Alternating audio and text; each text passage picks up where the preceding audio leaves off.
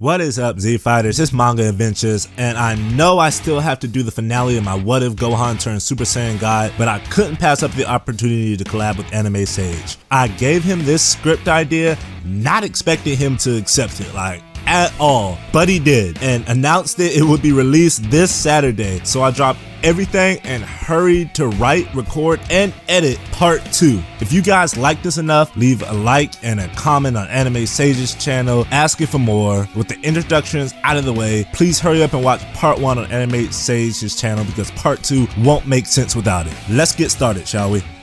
The legend has been fulfilled, and Tarble is shrouded in a golden fiery aura. Frieza stands in shock, never seeing a Saiyan with blonde hair or green eyes. The tyrant then composes himself and threatens her with a death beam, but before he can fire, the Saiyan princess grabs his hand and breaks it easily without hesitation. Frieza is trying to get free and throwing insults at Tarble, calling her a filthy monkey, but Tarble doesn't let another word slip his mouth, blasting him into nothing. Unlike Goku and Kanon, who still wanted a good fight, Tarble intended to end this once and for all. She mutters to herself, that was for Kakarot, before grabbing Broly and heading to Frieza's ship to heal her friend. But what exactly happened to Kakarot? Well, when the young Saiyan died, he arrived in Otherworld, and since he was a warrior, he was allowed to keep his body. Right before he would be judged, Elder Guru came to vouch for him, saying although he may have been a Saiyan, he did nothing wrong and was a crucial part in saving his home planet. If Kami could vouch in canon, I see no reason why Guru couldn't as well.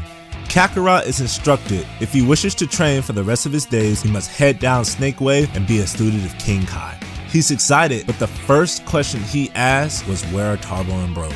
King Yema informs him that those two souls are still in the living world, which causes Kakarot to let out a sigh of relief before heading down Snake Way to begin his eternal training. Back in the living realm, Princess Tarble arrived on planet Vegeta. Her first stop was Gine. She told the story so far and Gine broke down in tears. Bardock thanks Tarble for everything while consoling his wife, and Raditz feels indifferent about the whole situation. After informing them, she goes to the royal castle. Both Vegetas are surprised to see Tarble still alive and wonder if she was able to gather information on the Frieza Force. Tarble says there's no reason to worry about the Frieza Force anymore since Frieza himself is dead. King Vegeta doesn't like the joke, but Tarble assures him he beat the tyrant herself. That's when Prince Vegeta charges forward, but is easily swatted away simply by the aura and energy of Tarble turning Super Saiyan. King Vegeta is amazed that his daughter was able to fulfill the legend. He doesn't waste any time to call all Saiyans to planet Vegeta for a ceremony celebrating the honor. Tarble stands in front of her people and transforms, causing cheers to echo the entire world. She announces she will personally lead the charge to dismantle the rest of the Frieza Force, swearing to avenge everyone killed by the tyrant. This is more than talk though. She immediately goes from planet to planet, releasing control from Frieza to Vegeta. It doesn't take long for the whole universe to be afraid of the legendary Super Saiyan. When Tarble finishes her mission, she returns home proud of her accomplishment. King and Prince Vegeta are also happy. With Frieza gone, the Saiyans shall rule the whole universe, but that wasn't what Tarble had intended. She wants to free the planets from all rulers. Prince Vegeta is infuriated, asking what about the Saiyans' love for battle? What about your pride? Tarble suggests they could do world martial arts tournament to see who's the strongest fighter. King Vegeta stands up, sick of this nonsense, screaming, "Who do you think the ruler of this planet is?" That's when Tarble turns Super Saiyan in retaliation. You may be the king, but I can easily overpower you at any time I want. But I'm giving you the benefit of the doubt, father. I still haven't forgotten how you sent me away. King Vegeta then sits down in a cold sweat as Tarble walks away. Prince Vegeta slams his hand on the wall, causing the whole room to shake. He's embarrassed how much stronger his little sister is to him and that she's about to throw away everything they worked for. That's when King Vegeta takes his son downstairs to a secret lab with the two. The prince was confused, wondering what he was looking at, and his father informs him that this was a Tuffle, the race who originally owned this planet, re-engineered by his scientists to be a secret weapon against Frieza. But it would seem they have a new target in mind. Prince Vegeta smiles, asking how it works. The king explains that it's like a hive mind. The first person it comes in contact with is the leader, and he's able to spread its influence infinitely from person to person, causing the leader to gain its new member's power level each time. King Vegeta says he would be honored if his son was the host and take down his daughter. Prince Vegeta humbly accepts. But when Baby is released and begins taking control, he screams out in pain as his father begins to laugh. This was actually a trick, because as you know in canon, Baby is in control, not the other way around. King Vegeta's plan was to get both of his children out the way so he could be the only ruler. But before he could continue his monologue, Baby takes control of him as well, adding his power to what will now be referred to as Baby Vegeta.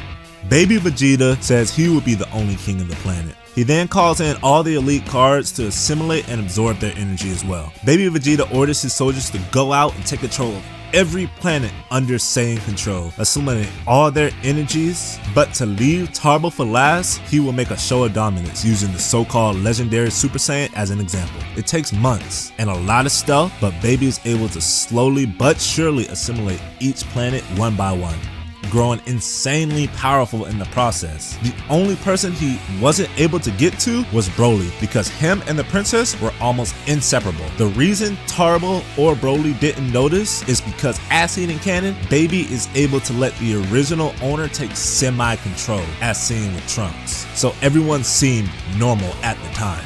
When the time is right, Baby springs his plan into action. He starts when Tarble goes to visit Gine to see how she's doing. She's been doing this along with Broly lately as an homage to Kakarot, being seen as soul children of the woman as they cook, clean, and relax while talking about the fallen warrior. Suddenly, Gine along with Raditz and Bardock attack. Tarble and Broly hesitate, hurting them, asking what's going on, and that's when they start blaming them for their son's death, which causes the two to run away with tears in their eyes. As they fly home, they're bombarded by Saiyans attacking, calling them the next Frieza. The princess can't take it anymore and rushes to her father's chamber, but on the throne is Prince Vegeta, her brother.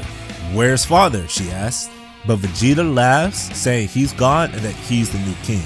Tarble is enraged and attacks her brother with full Super Saiyan might, but the attack is easily blocked as Vegeta's hair turns white. She's then punched back with ease, going through multiple walls. This wasn't about to be a fight, but a curve stomp.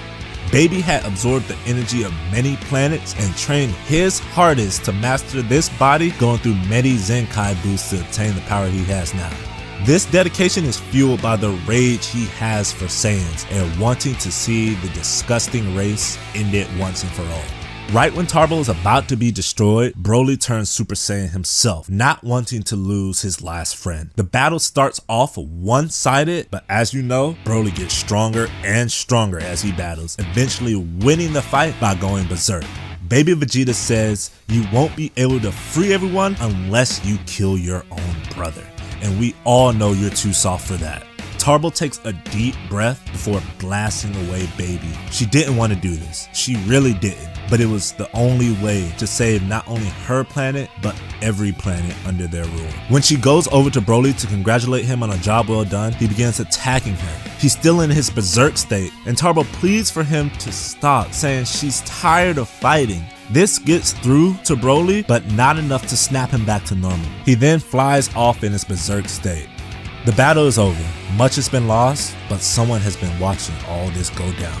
With a wicked smile through a crystal ball, he says that Planet Vegeta is perfect for gathering energy for his ultimate creation, Majin Buu. And that's it for now. I just got done watching Anime Sage's video. Sorry I couldn't finish part 2 in time, but he did a great job reading the script. Though I could say I should have made the script longer, and gender bending Tarble was up in the air for me. I had an initial plan in mind, which is why I did it, but I immediately regretted it after I sent it to him in my attempt to be different. I ended up making a hot mess, but you live and learn. It was awesome of him to even read it on his channel. I would also like to explain the whole marriage thing, which I don't think he understood. It's kind of like back in the day, you know, you would marry off a daughter to a kingdom. In this case, marry off Tarble to Frieza to bring peace to that nation, similar to Jasmine in the Aladdin movie, something along those lines. I hope I was able to explain that. But Anime Sage makes way better stuff than me. I mean, like, his stuff is always like creative and amazing. I'm still learning, but I hope I was able to provide something different. And I just want to say thanks for watching. If you want more, like and comment on part 1 so Anime Sage knows. Thanks for bearing with me, and especially thanks to everyone who subscribed, who came from Anime Sage's channel. It means a lot. Go check out my What If Gohan Turned Super Saiyan guide. I put a lot of work into that one, and I really want you to check out the finale. Like I said at the beginning, will be out soon.